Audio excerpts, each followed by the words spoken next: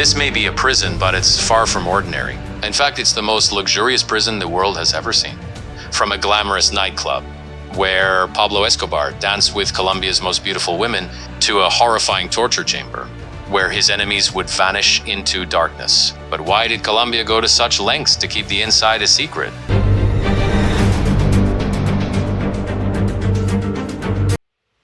What is hiding inside LA Catedral? 10 a.m. Escobar lies in his bed thinking about the day ahead. This is Escobar's cell, but it's far from what you might imagine. It's fitted with a king-size bed, topped with the finest Egyptian linen sheets, surrounded by $1 million paintings, fine oak wood furniture, and a wall-length bookshelf. Behind the bed, a handcrafted blue ceramic tile. Art piece of the Virgin Mary adorns the wall. His room doubles as one of his offices. Next to his bed is his workstation, even behind bars. The cartel boss is running one of the largest drug empires the world has ever seen. To a man like Escobar, image is everything. Even in the prison, Escobar constantly fusses over his appearance and hygiene. He grooms himself extensively, brushes his teeth for 45 minutes, and because of his large belly, he measures his weight every morning. Each day of Pablo Escobar's life is a roller coaster, and today is no different. 11 a.m. as he makes his way to breakfast. Escobar passes a wanted poster of himself and high-rank cartel members. Pinned to the wall, it hangs there like a trophy in a brown wooden frame. He's fully embraced his role as a villain, with a collection of every wanted poster ever issued against him. Shown off with pride, his kitchen and living room are brand new, fitted with pristine marble, shiny appliances, and elegant ornaments. But he won't be eating here. Escobar rarely eats alone at La Catedral.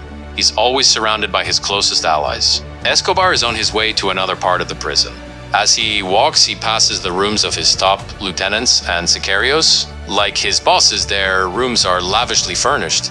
At the center of one of the rooms stands a big circular bed, where most rooms would have a crucifix. A massive black and white portrait of Escobar hangs, just to remind his goons that he's always watching. It's not hard to see why the Colombian government was so eager to keep the prison and its details hidden from the public.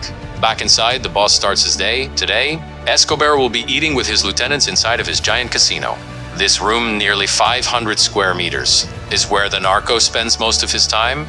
As he sits down, Escobar has brought his usual breakfast. His private chef cooks a traditional Colombian plate of rice eggs, roast beef, fried plantain, arepa beet salad, and couples it with a glass of milk. It might be hard to imagine, but we are miles away from civilization, up a rugged jungle mountainside. And yet here, Escobar has commissioned an industrial-grade setup, fit for even the finest restaurant. It's fully stocked with multiple fridges and cooking areas. Just a single one of these fridges could cost upwards of $5,000. The entire kitchen alone set the boss back nearly $75,000. Right now, the chefs and staff are prepared for a typical occurrence in the $1 million prison, but tonight something's different. 2 guests are set to arrive at 5 p.m., whose presence will make international news. 1 p.m., Escobar finishes his meal. Even though he's behind bars for countless crimes, his transnational drug empire still runs like clockwork. Escobar stands up and heads to the office. That's probably a good moment to mention just how Pablo Escobar ended up behind bars. By the 1970s and 1980s, Medellin, Colombia had become the epicenter of the worldwide cocaine trade. Drugs were flowing out and an unimaginable amount of money was flowing in, but gangs, organizations, and drug lords were split. Escobar, being the sharp drug lord that he was, saw this as an opportunity.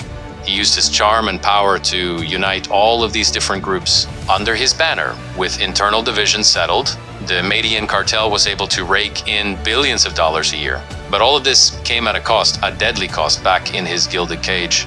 Escobar takes a pause before heading into the office. He has a telescope mounted right outside, pointed at his family's home down the mountain. Escobar bought this house near the prison to keep a close watch on his family and make visits more convenient. His wife, Maria, whom he married when he was 26 and she was 15, lived there with their 2 children, Sebastian and Manuela. The decision to place the prison was strategic, offering more than just an incredible view. He had spent endless hours as a child roaming these hills, meaning he knows the area like the back of his hand.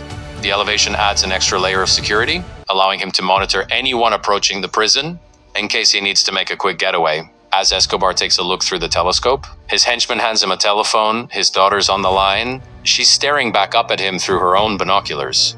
Talking to her dad, "When can I go to the dollhouse?" she asks. A life-size dollhouse sits a few feet away from her dad's room. Just one of the little details that makes this prison so strange. A little girl's dollhouse, though far from ordinary. In the same prison where, just beyond its walls, Escobar is about to issue some very dark orders. Escobar walks into his office and sits down. In front of him, a white Italian marble desk. Behind him, a matching bookshelf, his whole office, including black leather couches and beautifully adorned drapes. Looks like it belongs in a five-star hotel. But today, Escobar has little time to appreciate his surroundings. On his mind is only one thing: betrayal, as we mentioned earlier. The rise of Escobar's cartel came at a steep cost. Escobar had ordered the assassinations of countless people, including very popular political and business leaders. He was also responsible for terrorist attacks, including the downing of a commercial aircraft, killing hundreds. His huge criminal empire made him a target for both governments and criminals. This made him paranoid beyond belief. Escobar saw enemies in every corner, even where none existed. At his desk, Escobar picks up the phone and calls Fernando Galliano. He's furious. He had ordered all of the capos of the cartel to begin sending him $500,000 per week. Disobeying a direct order from Pablo Escobar is not something many people get away with. At least not in one piece, Escobar and Galliano argue. And they both say a lot of things Galliano is going to regret.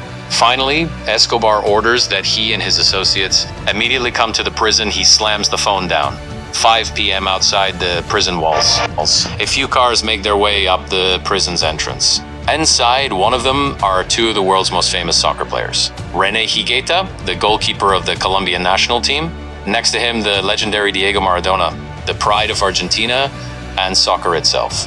They aren't just here for a friendly chat with Escobar. They're about to play a private match on one of the two state-of-the-art soccer pitches that sat behind the prison. And the main soccer field, measuring almost the size of the prison itself, is allegedly one of the nicest in the city. The floodlights surrounding it are so bright that people in Medellín, dozens of miles away, could tell when Escobar was playing a match. Escobar and his guests head to the heart of the compound. The Grand Casino Hall, where much of the Kingpin's leisure time is spent, spanning 450 square meters. This massive room is more than just a gaming center. The casino hall is fully equipped to cater to every whim. 2 pool tables sit in one corner, along with a ping pong table, and multiple casino-style gaming stations. At the center of it all is a small altar dedicated to his beloved archangel, Saint Michael. It's said that Escobar prays to the saint for protection, believing the divine helps shield him from the law, despite the growing international efforts to tear his empire apart. But the room isn't all fun and game. 7 p.m., the hall echoes with the sound of laughter, clinking glasses and roaring conversations. The tables are pushed aside to turn the spacious hall into a lively dance floor. Music booms from the speakers, and the guests, a mix of Sicarios Capos, soccer players, and Escobar's inner circle. Mingle with the women as the festivities ramp up. The party is now in full swing.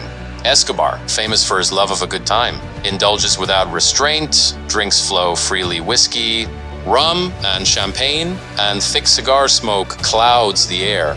The narco kingpin moves through the crowd, at times taking center stage on the dance floor, at others sitting back and observing with his glass raised, a contented smile playing on his lips. But even amidst the luxury and excess, no one can ignore the tension in the air.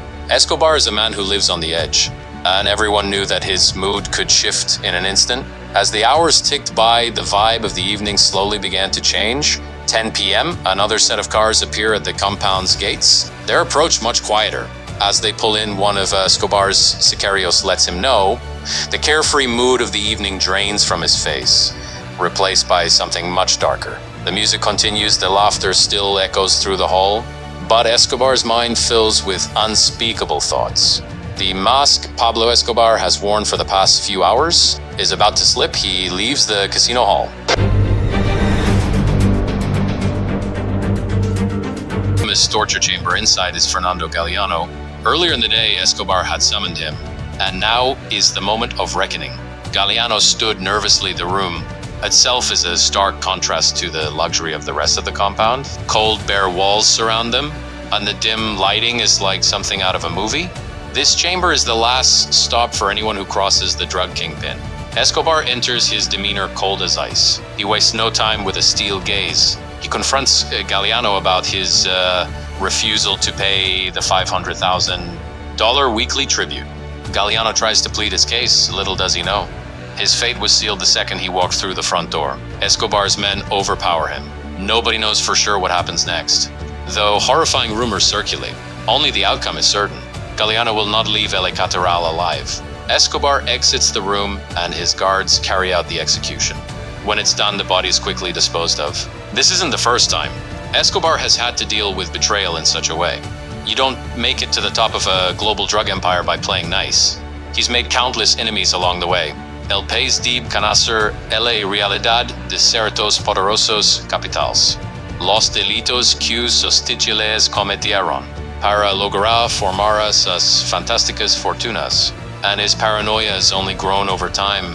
Galliano's fate is just one chapter in a long history of bloodshed and retribution. Escobar's paranoia isn't unfounded. He knows the enemies he's made outside are waiting, the political leaders he had assassinated, the rival cartels, the police forces across multiple countries.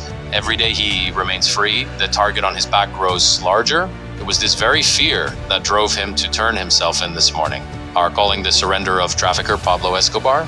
A major victory in the war on drugs. Locking himself away in La Catedral was in reality his safest option. As Escobar returns to the casino hall, the party hasn't missed a beat. The music is still blaring, the guests are dancing, and the atmosphere is as lively as ever. Escobar slips seamlessly back into the revelry, as if his hands aren't caked in blood. To the unknowing eye, it's just another night of excess. Yet those closest to him know the truth. Betrayal is never tolerated, and the cost of defiance is always fatal. Escobar heads back to his room.